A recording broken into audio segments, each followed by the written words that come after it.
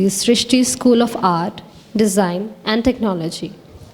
Her practice is an exploration of the philosophy of Kabir, Shah Abdul Latif Bhilai, and other mystic poets. Through a deep engagement with oral folk traditions for over 2 decades, her deep inspiration in poetry and its wisdom has taken the shape of 4 documentary films on Kabir, a digital archive called Ajab Shahar, writing books, curating and organizing urban festivals and rural yatras. And her books, curating and organizing a program called Shabd Shala to inspire students with the challenge and wonder of mystic poetry. Her 3 published books are I Saw Myself, Journey with Shah Abdul Latif Bhilai, One Palace, 1,000 Doorways, Songline Through Bhakti, Sufi and Baul Oral Traditions. Co-authored with Vipul Rikhi and Burn Down Your House, Provocations from Kabir. Her film Kabira Khada Bazaar mein won the Special Jury Prize at the 52nd National Award in 2011. Now, I would like to invite Kadambari to introduce Professor Mangai. Kadambari. Thank you, Nandini, for your kind words.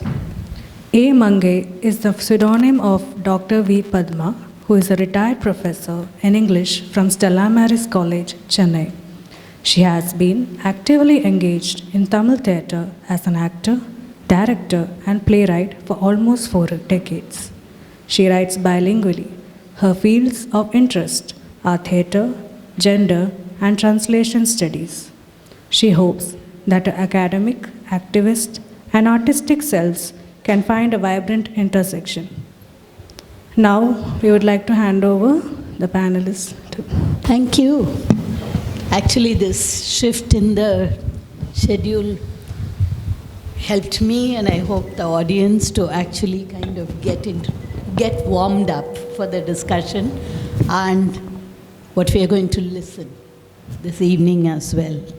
Thank you so much. It's a very, very moving, intense kind of conversation for me, because I think when I first heard of most of what I read in the book, I heard them as part of an online group that Sisters in Spirit formed, and Shabnam did workshops, and I think it continued for quite some time. In 2021, if I remember right, January, and I joined like 5 months, November? It was in lockdown. It was online because it was in lockdown. Yeah. We all had our Sundays, Mondays free. Yeah, so it was like, I think it lasted anywhere between 1.5 to 2 hours. We were all encouraged to sing.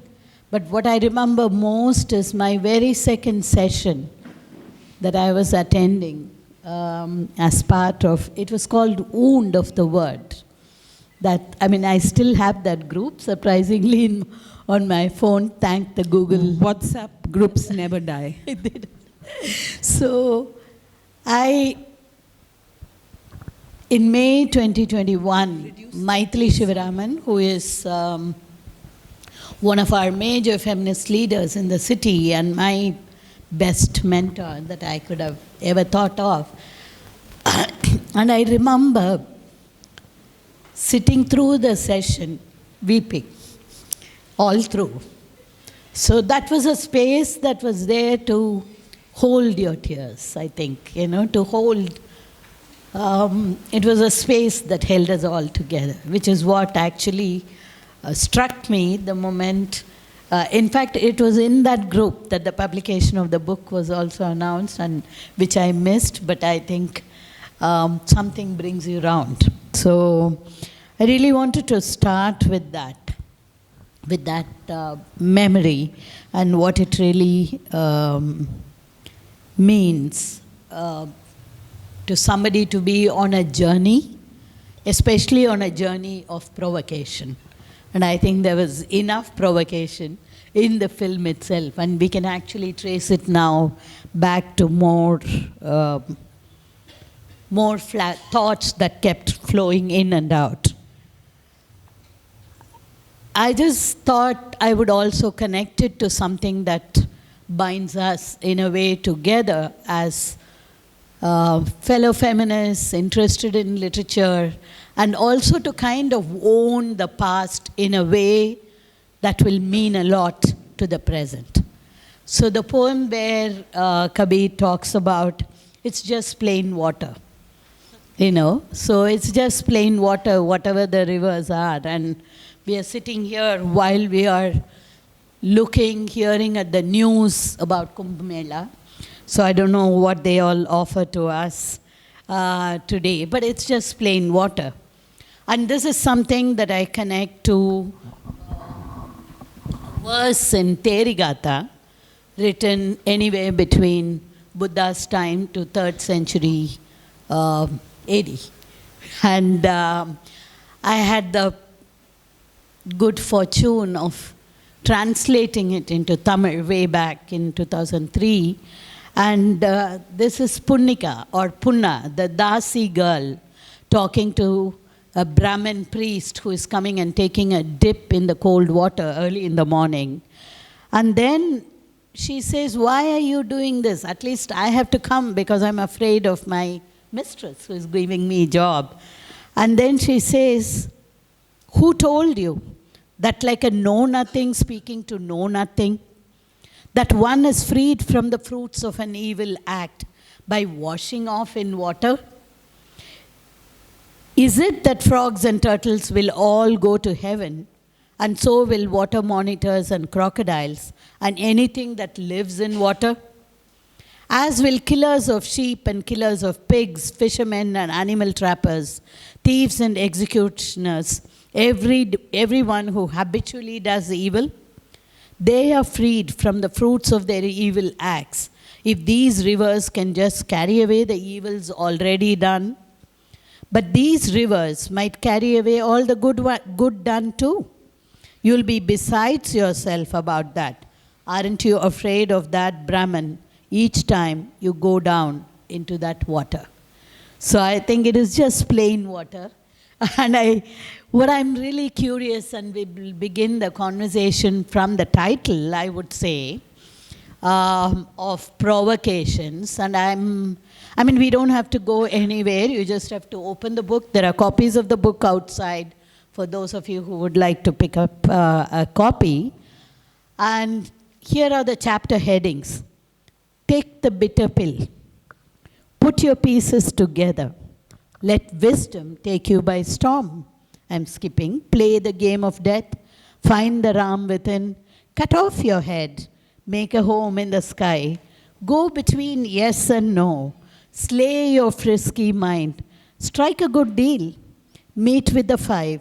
Light a fire in water. Smolder like a log. Empty your world. Listen. Walk alone.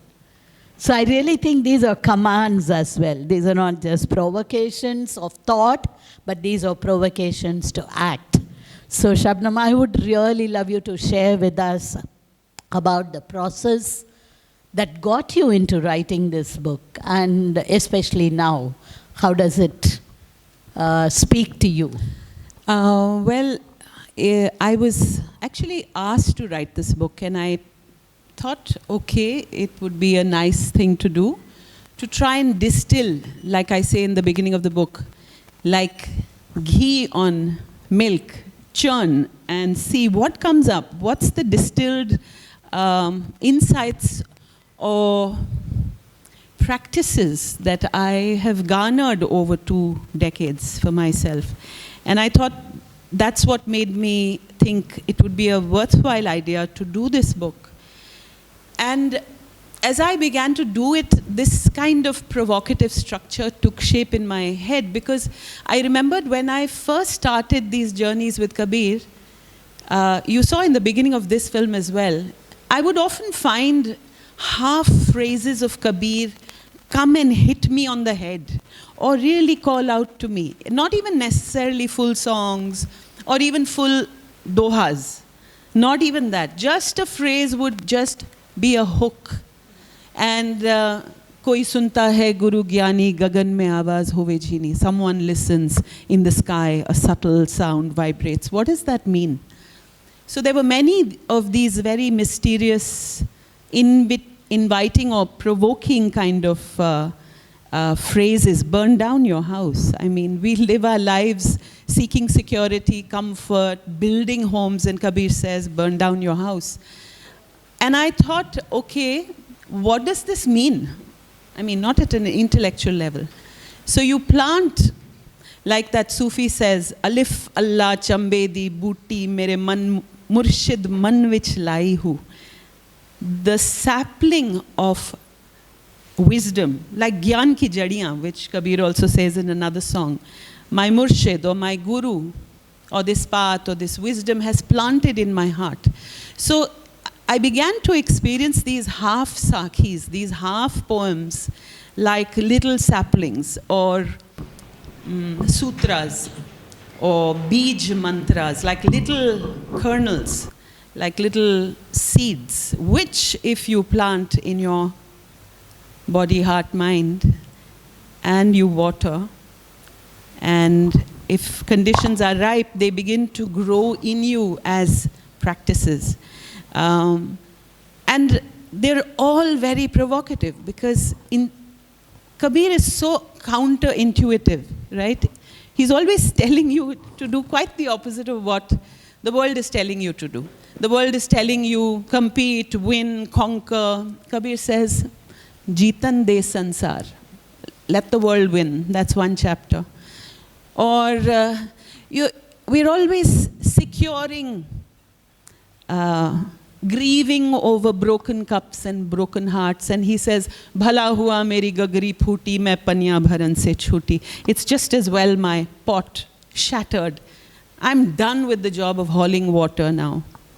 Or we are invited constantly to, we feel we are strong people if we know, if we take stands, if we have certitude. Kabir says, haan aur na ke beech mein mora Satguru raha samay. He will provoke you to not to walk that line between yes and no. What does this mean? It sounds very clever, but what does it mean as a lived sutra, practice? Does it come alive for you in your life? We spend crores of money and beat our chhatis with pride and hate, and we build 10 temples to Ram. Kabir says, Ram is within, Jano Atam Ram. So these hooks became, in a sense, the structuring principle for me, for this whole book. And of course, I'm not going to tell you what any of this means. You'll have to buy the book and read it. Or maybe you're already on a journey with Kabir, so all of this is... I had also plucked out this poem, the one that you've intuitively started with. We gather in hordes and stampede at the Mahakumbh.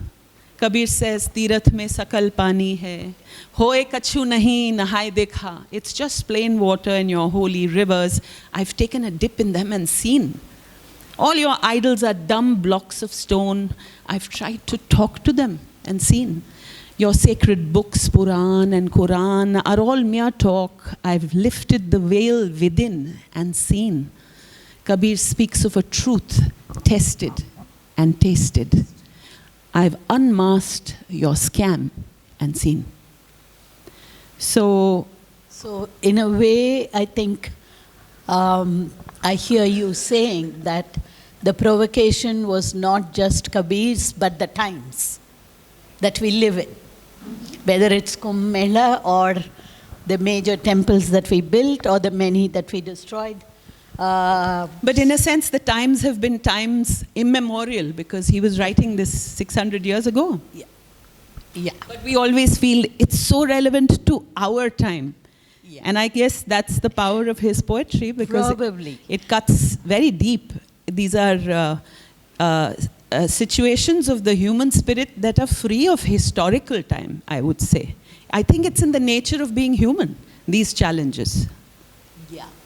And I think somewhere in the book it also says all these questions of identity, when you cling on to it unquestioningly, uncritically, somewhere becomes violence.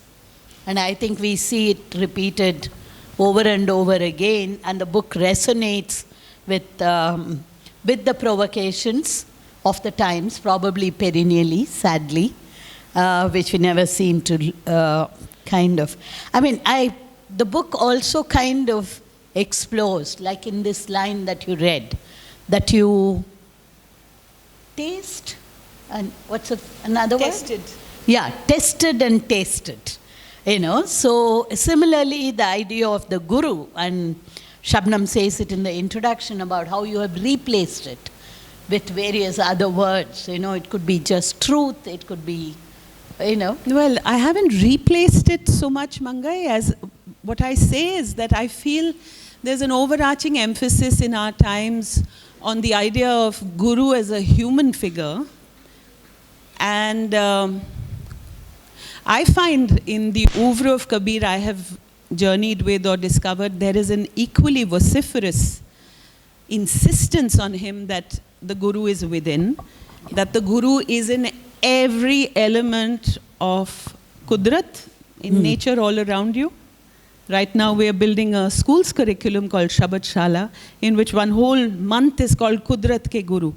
And we invite children to engage with their natural environment, and we quote Kabir's poetry that invites you to find the wisdom or the guru, that encounter that has the capacity to teach you something in much more than the human figure.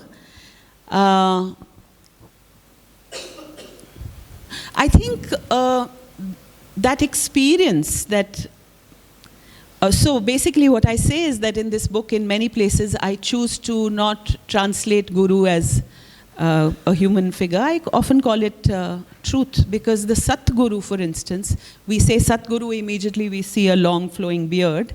But Satguru is truth that is your guru. The capacity to follow the truth is the path of the Satguru. And so often in the poems, I simply translate that as truth. In fact, I believe truth cannot reside in a human being. Truth is a state of, it's something that's moving, that's extremely alive. It can come to inhabit a person, certainly. But we all know, since we've seen many gurus go to seed, that it equally can exit them.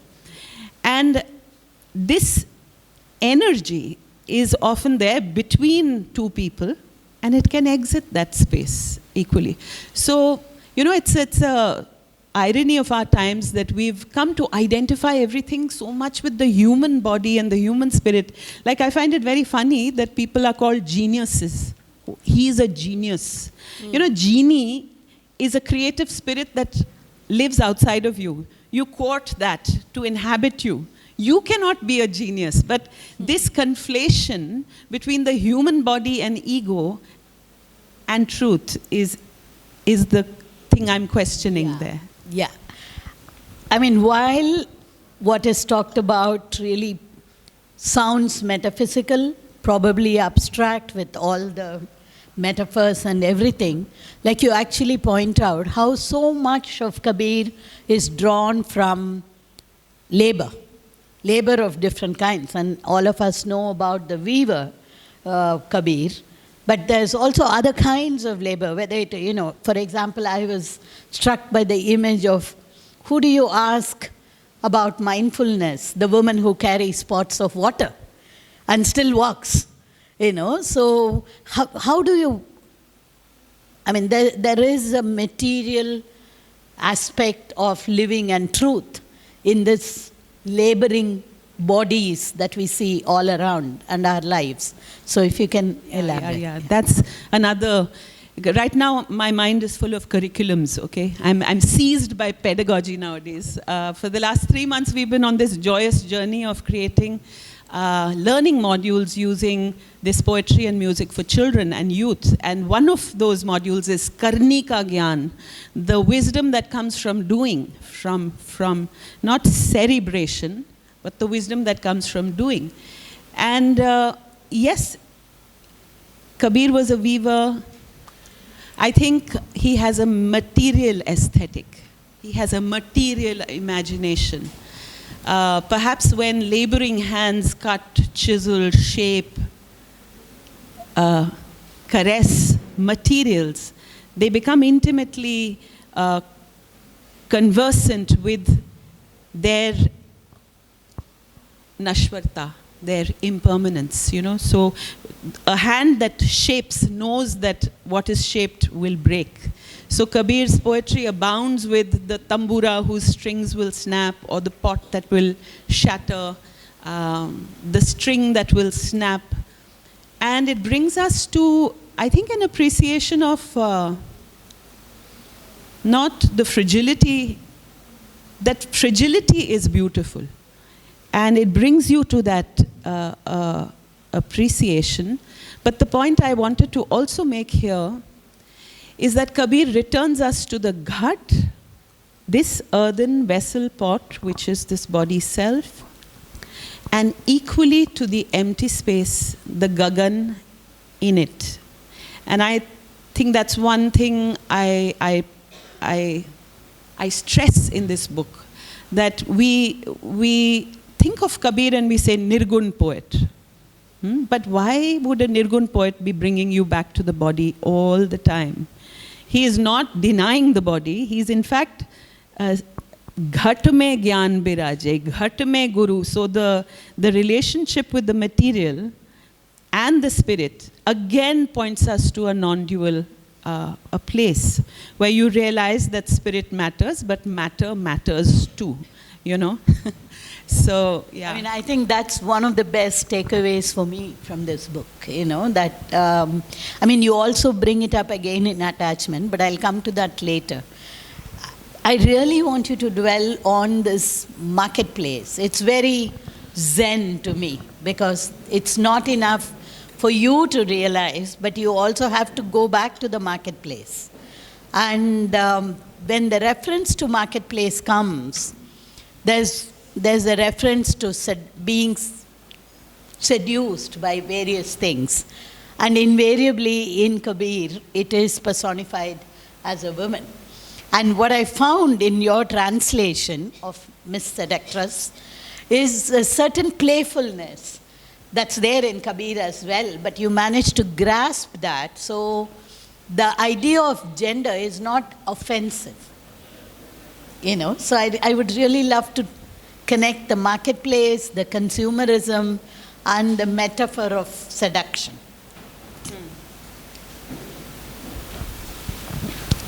Oh, so there's many things to talk about. I guess because Kabir was a weaver and brought his fabric for sale to the bazaar every day, he evokes our experience of life on this earth as a grand soda.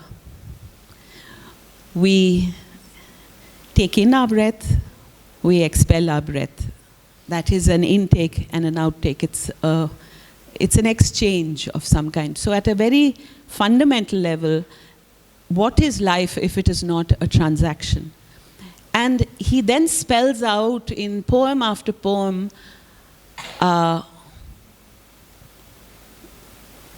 buyers of stones and rocks who don't notice the jewel lying unnoticed on the ground. So he questions what we trade in. We trade in delusion, and that's where Maya comes in. And fearmongers are the ones who've set up their shops which function, which sell us the wares of fear and delusion, because, and the Sufis, on the other hand, set up their shops of love, the marketplace of love, where the price is very high. The price is only your head. So it's a beautiful metaphor for what we are scrambling to find, what we are clinging to, where are the bumper sales and discount sales happening where we are queuing up, and what we are buying is crumbling, is unstable, is delusional. So Kabir says, misdelusion, Maya, is a no-gooder. Sitting in the market, noose in hand. People flock to her asking to get hung. Kabir isn't falling for that. So, it's and the image of the, what is the soda he will invite us to do? Bhav ka soda, the soda of feeling, of the heart. Pal ka soda, trading in this present moment, which is the most ignored jewel, this breath. So those are the kind of transactions he will invite us to do in the marketplace of this world, yeah. There is a phrase here about wisdom of not knowing. Yeah, so knowing itself as a process, and the wisdom and articulation saying that there is a limit, I don't know, and to accept that. And to see through that how attachments work in life, you know. So I think it is somewhere there, that whole nexus of various pull and push and everything happens, whether it is in terms of beliefs, in terms of religious sects, or your own craving for whatever state that one is aspiring to. So how important is this wisdom of not knowing? I think I referred to this earlier. The idea, I have often said that Kabir's journeys with Kabir moved me from a place of righteous certainty to a place of healthy ambiguity. And what does that mean? It means staying alert to a dynamic, fluid truth. It means not settling into comfortable identities. Let me give you a story that I love to quote. It comes from the Buddhist tradition. Mara. Mara is the force of confusion, disenlightenment in the world. Bhatkane wala, Mara. So Mara is walking down the path one day, and and his attendant, his sidekick, is walking with him, and they pass by a man sitting on the side of the road with a beatific smile on his face. And as they pass by, the sidekick turns to Mara and says, "Who was that man?" So he says, "Oh, he's just a man who found the truth." So the sidekick is a little mystified. He says, "But then aren't you worried? He found the truth, so shouldn't you be concerned?" So Mara smiles disdainfully, sniffs and says, "No, I'm not worried. He'll soon make a belief out of it." So this slippage that happens between truth and belief is where this entire khel unfolds. From an apprehension of something that's dynamic, fluid, the human impulse is to set up shop around it, give it a name, and secure your insecure self with it. And you have thereby lost something that was alive, dynamic, and you've, tum hat gaye usse. So this space that seems paradoxical, therefore, that is both yes and no, holds this vibrant space. Because Kabir is interested in the truth, not beliefs about the truth. Because the moment it becomes a belief, It's something that has tied you down, not set you free. Kabir says in one doha, bandhe ko bandha mila, chhute kaun upay. One tied man meets another, who will set who free? Kar bandagi nirbandh ki, pal mein lega chhudaye. Bow to that one who is unfettered. In a moment, in a split second, you will be free. So this thing, all of us don't escape this net, liberals included, right-wingers included, everybody. We have our, hum sab maya ki jaal mein phase hain because we will attach to something. You know, at one place Kabir says, हाँ कहूँ तो है नहीं, ना कहूँ तो है, हाँ और ना के बीच में जो कुछ है सो है. So this insistence on not even naming, because language is also dual. So he says, I'll give you the English, don't worry. If I say it is, it isn't. If I say it isn't, it is. Somewhere between presence, absence, whatever it is. So let it be. So this, what this did for me is relax my impulse to immediately define self or the world, but to be. Thank you. That was really, really beautiful. We just have to draw to a close and probably throw it open to others who might like to share or ask questions. But I just want to kind of read this poem because I can't resist it. In this body. Seekers, you're in a dark fog. In this body, lush gardens abound. In this body, the one who made them. In this body, 7 seas surge. 9 million stars herein. In this body are jewels and gems. In this, the one who knows them. In this body, the limitless roars. Here gush showers and fountains, says Kabir. In this body itself, find the Guru, my friend. And I think as a learning, apart from just provocation, of having a very discomforting journey with Kabir, the book actually gives you a call to practice love. So I just want to end with that, and you can close the comment. Stay tuned to your love, every hour, minute, moment. Never forget, not even for a wink, that is true detachment. And I think I really want to close there and throw it open to... That's the poem that you quoted. I remember experiencing it as a bit of a shock, you know. There would be this full poem or bhajan of Kabir where he's speaking about his piya and seeking love, seeking union. And in the crux of the poem, which is in the signature line, typically a phrase would come like, Kahe Kabir suno bhai sadho, chodo re kul parivar. So he'll end by saying, give up all your family and kin and kith and attachments. And I was like, acha, this is interesting. An intense longing for the state of non-longing, to the kinds of people and congregations and families that we get so attached to, clingy to. Yeah.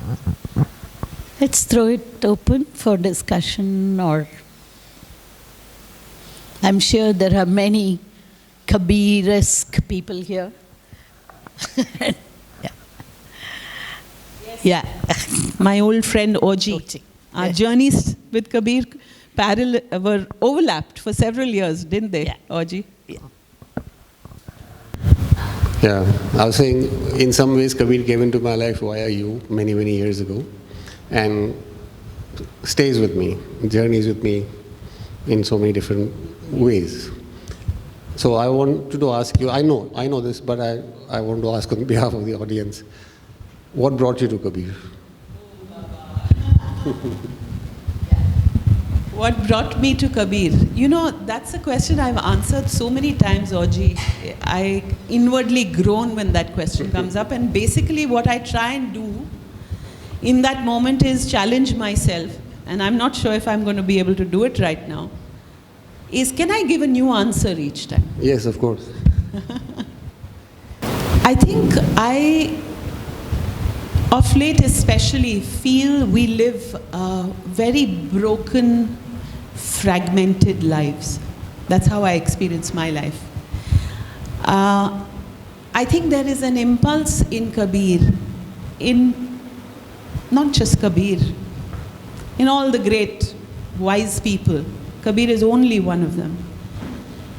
To draw us to wholeness. I think I was in a state of growth, seeking identification, seeking identity, when Kabir walked into my life and unraveled it all. I was seeking to be this or that, this being right, that being wrong, identification, exclusion, alignment, rejection, this whole game. And I was beginning to yearn for a different way to be and experience life and the world. And I think Kabir invites us to something that initially my feminist self sort of riled against, this Puran Purush. What the hell, complete man, it keeps coming up in Kabir's poetry.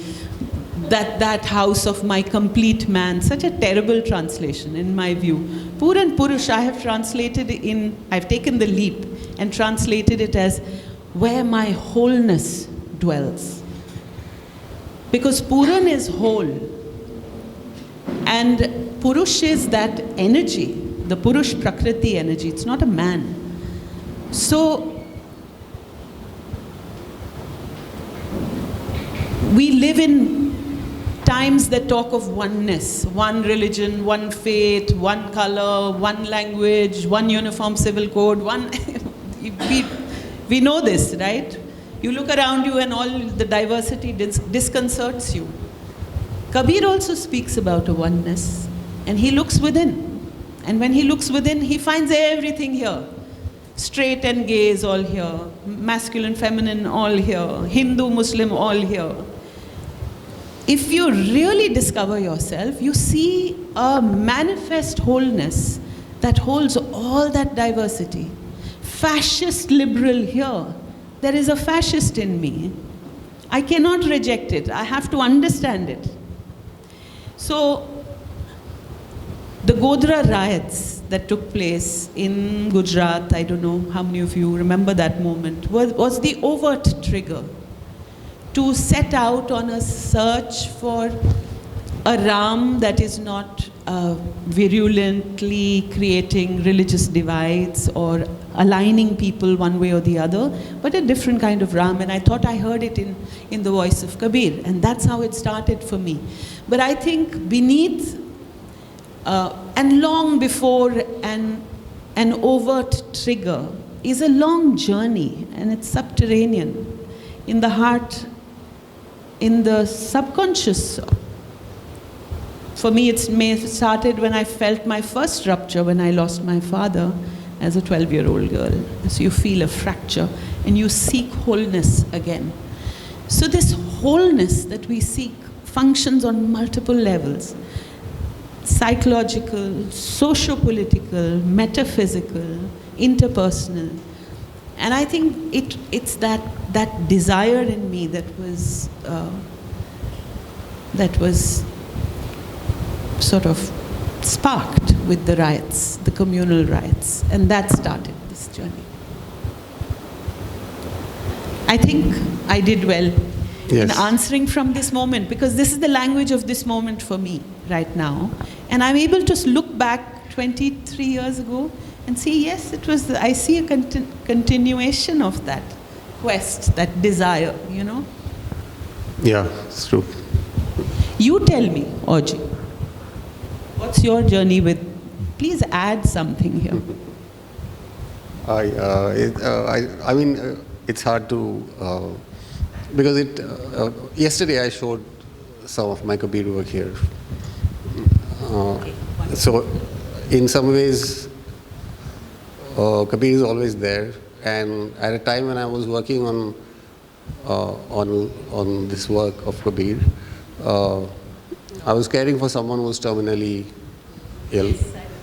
And I think it helped me to understand a lot at a personal, before that, perhaps the engagement with different aspects of myself as not only just a creative person, but as a human person.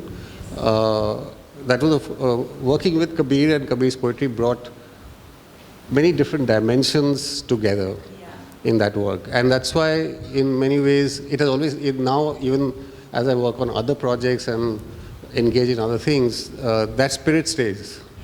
You know, it opens some kind of a doorway for me, working on that project. There was one hand.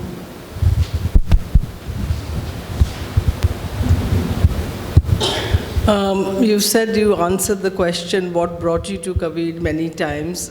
I don't know, maybe this is also a question which you've been asked, but what makes you stay with Kabir through so many years? And it's a big part of your life's work now, bringing it to others or searching for the Kabir in others. What keeps me with Kabir? First of all, let me tell you, it's not just Kabir. Like I said a little while back, this we are blessed with an incredible treasure in this part of the subcontinent. आप कहीं यहाँ से west से जाइए east की ओर, and you will bump into a saint poet literally at every furlong. There will be a new voice. If you dip into the oral tradition in that region, you will find another voice of somebody who sounds like he is of the same biradari. And I hope, I believe that spirit is flows like an underground river, at the moment underground, possibly more than over the ground. And we just need to keep plumbing to allow it to erupt, because it's there, whether it's the Bauls or the Sufis or the incredible range of South Indian bhakti and all, so many. So it nourishes me. That's why I stay with it. I find 20 साल बाद वही poem, the same poem will unravel a new layer of meaning based on what I am undergoing, based on my growth or my experiences. And that's actually what we have defined in the Shabad Shala classroom. There is no right answer. You know, we are rescuing Kabir from the Hindi textbook where you get marks, 10 marks for 10 dohas, and where you have to say what Kabir meant. So the first rule in Shabad Shala classroom is we don't know what Kabir meant. He may have meant anything, but what does it mean to you? And whatever you say is the right answer. So that's how we start. So for me, searching for the right answer, in a sense, is an ever-evolving situation. I think we will stop now there, and I think that's a really good kind of moment to say that as a nourishing experience to keep alive the Kabir for each one of us, in us, probably is what burned down the book, your house is bringing home to us. Yeah, not the book. Please don't. Even though we might have a passion, we'll not do that, we'll do other things. So let's do that. Thank you so much.